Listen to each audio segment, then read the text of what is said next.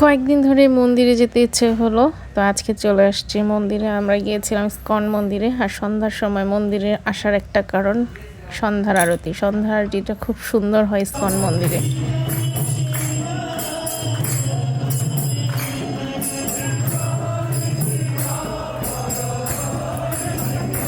আরতি শেষ করে গোপালস থেকে পিৎজা অর্ডার করলাম। আমার কাছে ইসকনের ভেজ স্ন্যাক্স আইটেমগুলো অনেক ভালো লাগে খেতে। লাস্ট বার এসেও পিৎজা খেয়েছিলাম, তবে লাস্ট বারের পিৎজার টেস্ট তেমন ভালো ছিল না। তবে আজকের পিৎজার টেস্টটা সত্যি খুব ভালো ছিল। ইসকন মন্দিরের মধ্যে ঢাকার ইসকন মন্দিরের খাবারের টেস্ট কম্পারেটিভলি অনেক ভালো। এনিওয়েজ, আমাদের পিৎজা চলে এসেছে। আমরা পিৎজা খাচ্ছিলাম। গরম গরম পিৎজা খেতে ভালোই লাগছিল।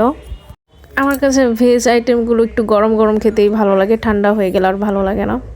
আজকের পিৎজাতে পনির আর চিজের কোয়ান্টিটি ভালো ছিল, এর জন্য খেতেও ভালো লাগতেছিল। টেস্ট কেমন?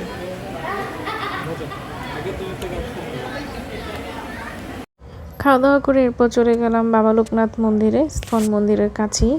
আর নববর্ষের জন্য মন্দিরটা খুব সুন্দর করে সাজিয়েছে।